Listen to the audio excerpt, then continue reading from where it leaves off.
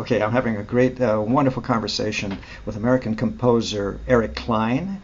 We are going to be talking about his CD just released, 2018, The Myth of Tomorrow. It's released on Navona Records. Wonderful, as I mentioned to Eric, just a delicious, diverse, wonderful sampling of all of your various interests and compositional styles and so on. It's a beautiful, beautiful CD, fabulous and very interesting work. And you have used this extraordinary 22 members of this 22 musician group in New York City, contemporaneous, very contemporary music, specializing in contemporary music, and also young and exciting. They're a fabulous group. I'm going to put their website link up on your page as well. My review is going to come up on this. We're going to have the interview up there. We're talking about performingartsreview.net. That's where that's my site, and that's where I'm going to have all this stuff for the public to have a look at. And what we were discussing a little earlier is that I did a search, tried to find out exactly who you were, and I couldn't find much. So can you? And it's deliberate, apparently. I think some people, I hope I don't embarrass you, but some people apparently prefer to let the ego take a back seat, as it were. And you're a philosophy major, I guess, at some point, but philosophy is in your mind. We're going to talk about a quote that you use by a wonderful novelist. I love his work. I've read about 6 of his novels. We'll get there. But first, Eric, kind of give us all a little overview of your history. How come you got into music? I know your dad was a composer. Go ahead. Trouble? Well, I started guitar when I was 12, and that pretty much took over my life. And my father, who was a very prolific composer, really insisted that I do classical guitar. So I kind of did that in parallel with playing the electric guitar. So over the years, I've kind of had different exposure to a lot of different types of music, and playing in bands, and then playing classical guitar at the same time. And I got into electronics, at some point. It was probably the early '80s, and got my Moog, my first Moog synthesizer, and I got into recording my own stuff on 4-track tape machines and stuff. And I started doing series composition a little later. I was always guided by my father. He was a tremendous composer, and pretty much everything I know is through his his guidance and influence. Also, of all these wonderful musicians and CDs I'm reviewing and interviewing, what I'm finding over and over again is the Gunther Schuller, third way. That's not quite, or third method. I can't quite remember what it's called. But Gunther Schuller essentially said, jazz, and if you will, popular music and classical music are inevitably going to meld together into some kind of new hybrid of music, and I'm seeing it all over the place. Young musicians are great improvisers these days. They have a wonderful interest. I used to fight it as an old man. I thought, what are these young kids wasting their time on this stuff? They should be in the conservatory, all that old-fashioned stuff. But that's all gone, and the I'm glad to say, and the new young musicians are with it on many and all levels. And I think your music also reflects this new way that music is going. It's fabulous. I think we've mentioned, or you told me before, that you were a philosophy major at some point, or at least delved into philosophy. How was that? Was that really a major or study, or what? It kind of came about accident.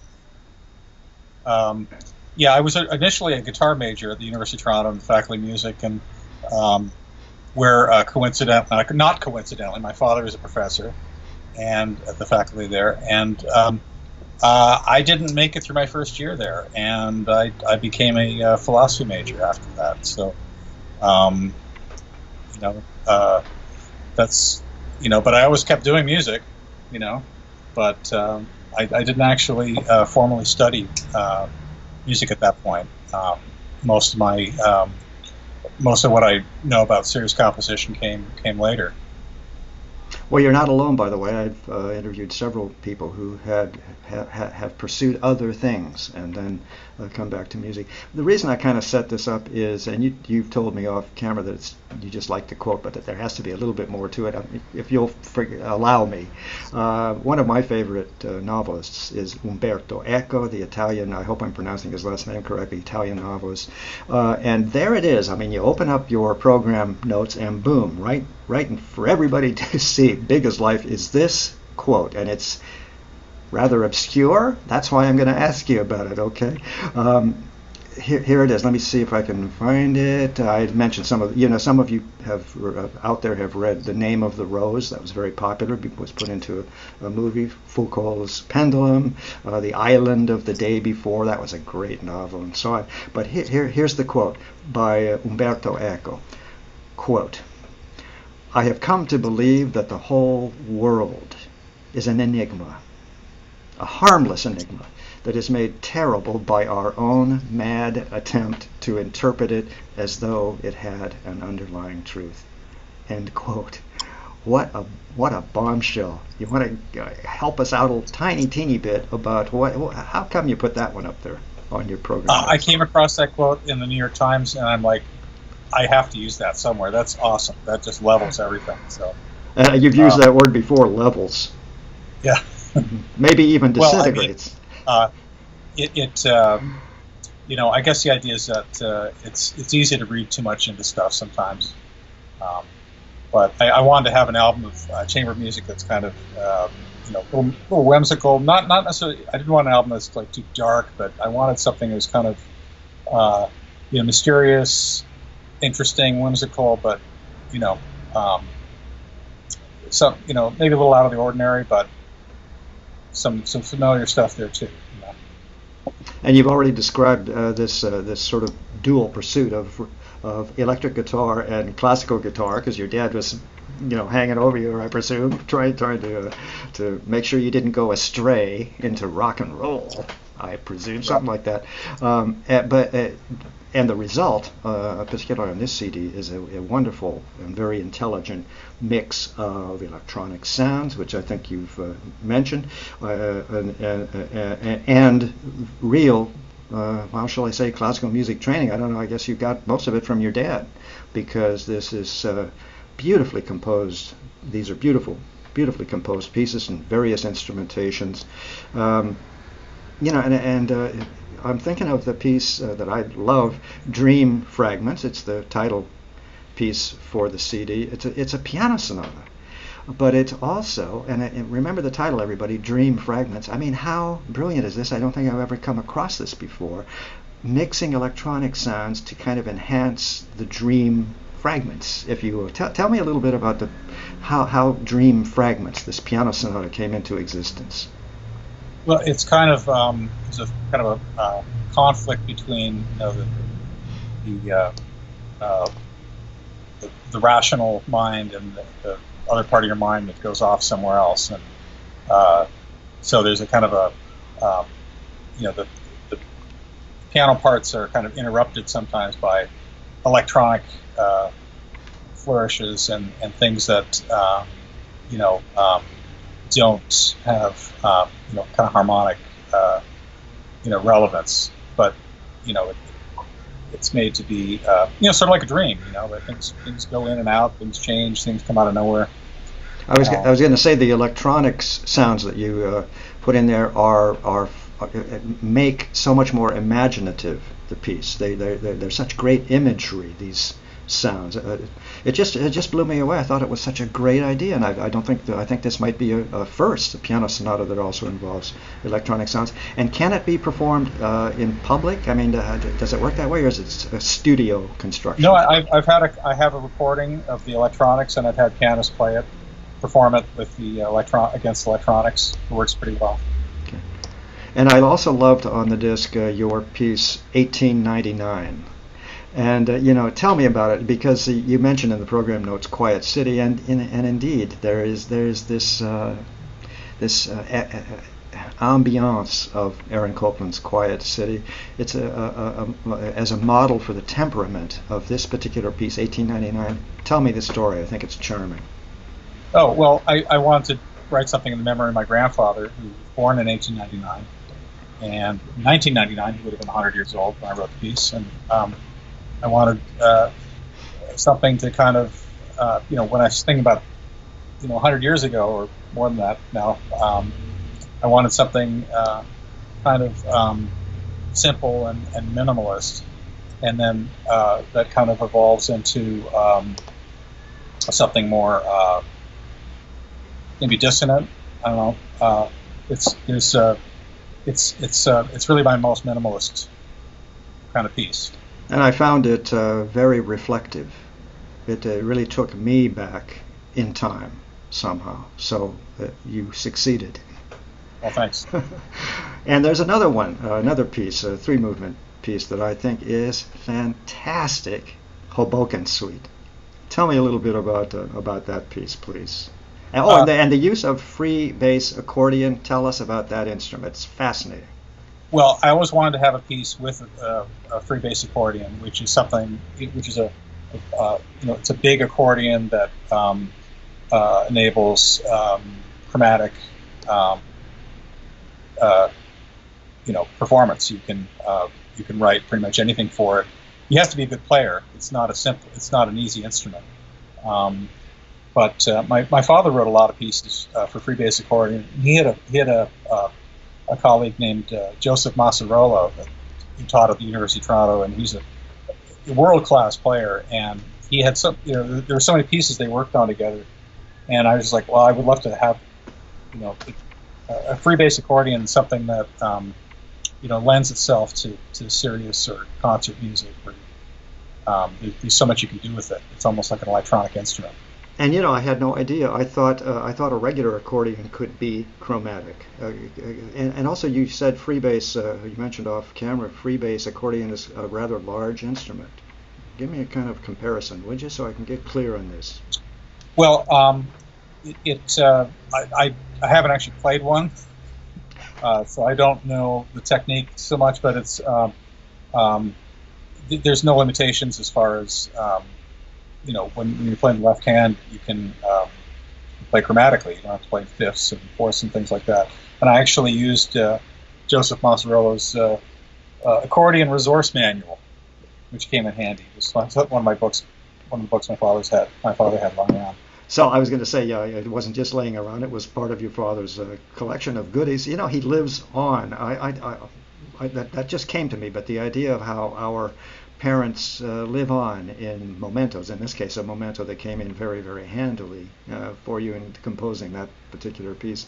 And I cannot let our interview go by without asking you, because you're a guitarist, where I'm coming from here.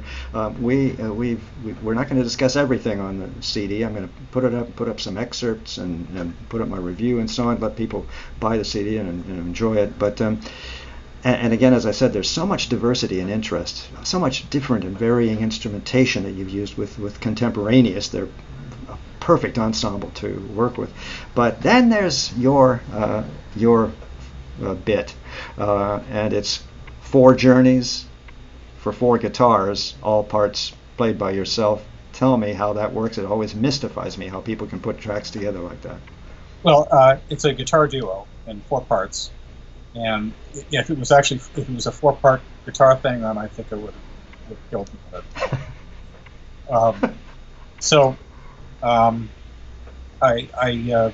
It wasn't the intention. I thought I was going to get another player to play the second part, and then it just, I better do the whole thing, and so I overdubbed both parts, and it became a very time-consuming project to do it right. But the nice thing about 2 guitars is that you can have these nice wide chord voicings. You can't really, on a single guitar, you're limited to 6 strings, and that can be harmonically limiting. But with 2 guitars, you can do some really wonderful things.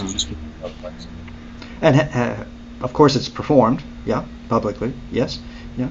And also, let's just make sure everybody's clear. You haven't just been sitting around. You've written all kinds of music for various settings, including film and so on. How has that been going? And then tell me about your what is it, marketing business?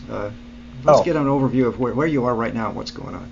Well, I've always had an interest in technology products, and over 20 years ago, I became involved with selling software plugins for a company called Waves. They were the first company to make software plugins for audio plugins. So I was their first rep doing that, and that opened a lot of doors for me as far as learning technology and meeting people. And I've always had an interest in technology as far as recording and producing, and all the elements of putting music together. Everything about it I find interesting in some way. So it's fun. I get to sell products that I like, that I use, and I've got to work with some great manufacturers. Rob Pappen is a Dutch producer or synthesist who has a whole series of wonderful plugins for virtual synthesizers. Somebody I work with, and it's great to work with people on when they're developing these products. And in the manner of producing, then can I say this? Slap me down if I'm wrong, but is therefore this your CD is your own first production? So I had all these performances over the years, and I didn't have a cohesive. I didn't actually have a proper recording. So I wanted to get everything together on a CD, and that's when I approached Contemporaneous, because they can pretty much play anything you throw at them, and that's how I put the CD together. I couldn't have done it without them. They were great. David Bloom was the conductor. Very dedicated, amazing players. So, as a producer, do you have the bug now for a second CD? Come on. Well, I do. I'm going to have an orchestral CD. That's the next project. I've got another piece that has to be recorded, but otherwise that's almost done. There was a professor at NYU named Dino Getzo, and I was kind of an informal student of his. And he opened up a lot of... he liked my compositions, and he managed to... he was very supportive of me and getting a lot of these pieces performed over the years. And I had a series of orchestral pieces done in Romania. So that'll be fun. Those are all orchestral pieces. We lost you just a little bit. Did you say something about they have been recorded in Romania? Did I hear something about that? Yeah, some of the pieces. I have to. There's going to be some additional pieces on that album. It's not quite finished. I would say it's about 3/4 there.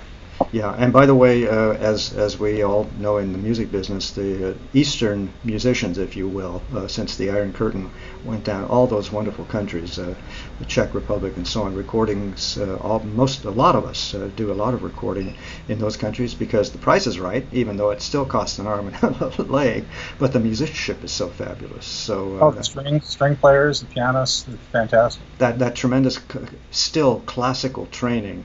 Almost Soviet classical training, if you will. Great musicians, and they can sit down and sight read. And I hate to say it because I have so many Hollywood friends, but they're giving Hollywood a little bit of a run for its money. What have I forgotten? Have I forgotten anything you're burning to tell me before we wind this thing down? Well, I just hope that the idea of kind of esoteric chamber music. That's not necessarily just square, pieces without. I have electronics in some of these pieces. Yeah. I have kind of unusual instrumentation, and I'm also doing, for example, Nettles is the first opening piece is actually kind of a rock piece. It's wonderful. I loved it. It's wonderful. And I wanted something, really, heavy piano centric piece, but they're it's a short piece. It was made sense on the opening, and the last piece is called Hidden Places. That was the biggest piece, and that used the entire ensemble. I was going to say it's huge. It's just a huge piece in terms of instrumentation, and your orchestration. Hello, Dad, if he's listening from somewhere above you, somewhere. Well done. Thank you. So, anything else? I don't know. I think because I think I've done everything I've done. I've run out of my questions. I think we pretty well covered it. Very, very interesting CD, The Myth of Tomorrow. It's produced by Navona Records. 2018 just came out in January. Your first production, and as you have told us, something else is coming up with orchestra coming up in a while. You used this. You went to the right people. You went to the Ensemble Contemporaneous in New York City, and these young, vigorous, fabulous, curious, gifted musicians did you proud for sure. This is a great and very, very diverse album of your music. I think it's a perfect sampler of who you are and what you do and how diverse are your own styles and interests. So congratulations, it's a beauty. We're done. Thanks very much for giving me some time there in the whatever it is, 7:30 on the East Coast. It's been a pleasure. Well, thank you, Daniel. We'll see you again, perhaps. I hope so. Okay, bye-bye.